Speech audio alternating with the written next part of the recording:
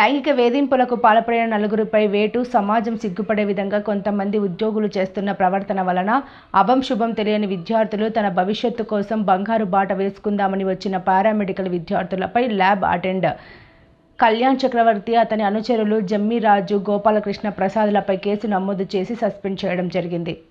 ఇక వివరాల్లోకి వెళ్తే కాకినాడ జేజీహెచ్లో పనిచేస్తున్న 50 మంది పారామెడికల్ విద్యార్థులపై ల్యాబ్ అటెండెంట్ కళ్యాణ్ చక్రవర్తి, అతని అనుచరులు అరాచకాలకు పాల్పడ్డారు. సెల్ ఫోన్లో విద్యార్థుల శరీర భాగాలను ఫోటోలు తీసి వారికి సెల్ ఫోన్లు పంపి బ్లాక్మెయిల్కు పాల్పడుతున్నారు. తమ కోరికలు తీర్చకపోతే పరీక్షలో ఫెయిల్ చేస్తామంటూ బెదిరించి లొంగదీసుకొని ప్రయత్నాలు చేయడంతో దిక్కులేక 50 మంది పారామెడికల్ విద్యార్థులు మెయిల్ ద్వారా అధికారులకు ఫిర్యాదు చేశారు. దీనిపై ముఖ్యమంత్రి ఆరా తీయడం, బాధ్యులపై చర్యలు తీసుకోవాలని ఆదేశాలు ఇవ్వడం జరిగింది. అయితే ఇంత జరుగుతున్న మెడికల్ కాలేజీ ప్రిన్సిపల్ ఏం చేస్తున్నారని, పర్యవేక్షణ లోపం ఖచ్చితంగా ఉంది అని, వెంటనే అతనిపై కూడా చర్యలు తీసుకోవాలని పలు మహిళా సంఘాలు ఆందోళన చేస్తున్నాయి.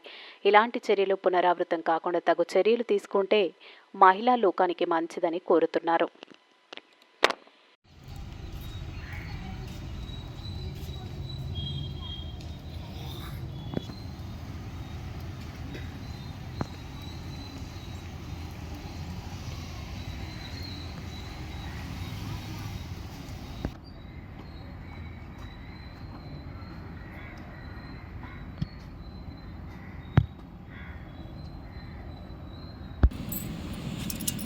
నాగమణి